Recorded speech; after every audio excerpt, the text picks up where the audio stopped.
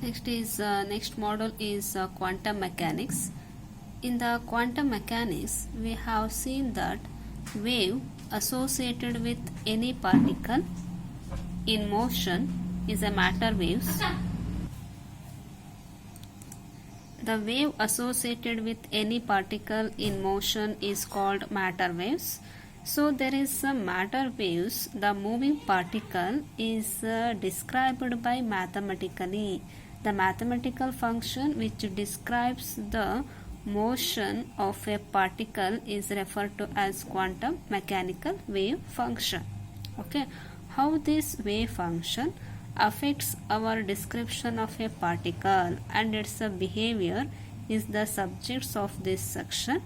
The work carried out by Schrödinger, Heisenberg and many others, so many physicians work on the concept, make it possible to understand most of the phenomena involving elementary particle, atoms, molecules and solids.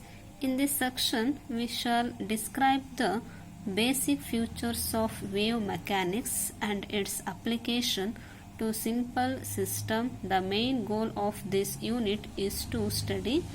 There is a main concept is uncertainty principle and its application to prove non-existence of free electron inside the nucleus and physical significance. Fundamental properties of wave function and its significance, and third point is probability density and normalization of wave function, and Schrödinger wave equation and its application to electron confined in one-dimensional box of finite width with infinite height, and energy eigenvalue and eigenfunction for the particle in one-dimensional box, application of wave function to free particle. These are all concepts we will discuss one by one, right? So first, before going to this, first in the beginning of 20th century, to explain the energy distribution in the black body radiation spectrum, Max Planck introduced a concept of quantum.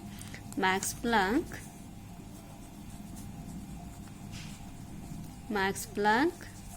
introduce a concept of quantum. Okay, using this quantum concept, Einstein successfully explained the photoelectric effect.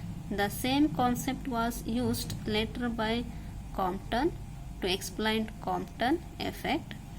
Quantum mechanics was further developed by Heisenberg, Schrödinger, Pauli and Compton effect. Quantum mechanics was further developed by Heisenberg uncertainty principle. Okay.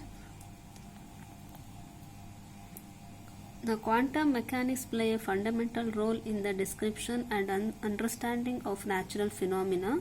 In this section, a brief conceptual overview of the quantum mechanics, which is most relevant for undergraduate level students, is provided.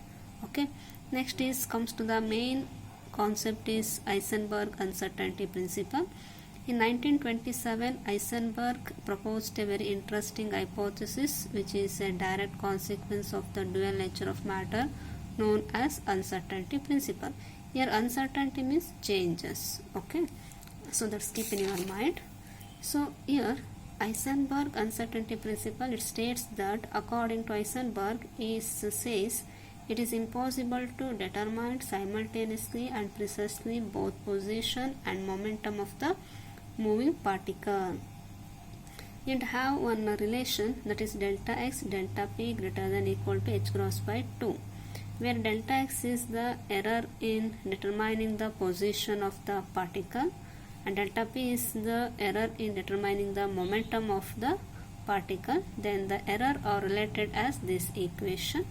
The product of two error is approximately order of Planck's constant, that is h, if delta x is small, if delta p is large, and vice versa. Okay, that means one quantity is measured accurately, other quantity becomes less accurate, but any physical instrument cannot measure the quantities more accurately than the predicted by Heisenberg principle. Okay, it is explained by using de Broglie waves. So in the de Broglie waves we can easily explain the statement, this statement. So de Broglie wave associated with a body in motion is wave packet. So here consider a longer wave packet, second one is narrow wave packet. In a longer wave packet, particle, consider a particle in longer wave packet. This is represent particle. So there is a particle is moving anywhere within the wave. Okay, so particle position is represented by x, momentum of the particle represented by p. So position, momentum, here we can determine. So momentum is determined, momentum that is p is determined by the wavelength of the wave in a longer wave packet. So there is wavelength is find out between the two wave, ear to ear. So wavelength, momentum is determined by wavelength of the wave. Okay, wavelength of the wave. How can you determine the wavelength? According to de Broglie, we have one relation, that is lambda is equal to h by p. Here p is the momentum of the particle, p is equal to h by lambda.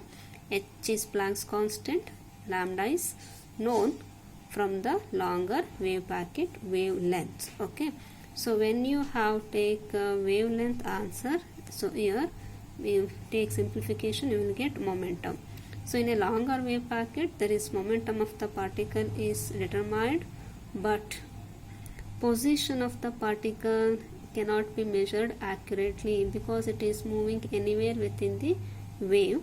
So location of its position is not accurately measured in a longer wave packet. Okay, but in narrow wave packet, particle position is measured accurately, but wavelength, that means momentum, cannot be measured accurately. Okay, in narrow wave packet, position of the particle is measured accurately, but momentum is not measured accurately in a narrow wave packet. Okay, that it means, so one quantity is measured accurately, other quantity is not measured. Here also momentum is measured but position is not measured.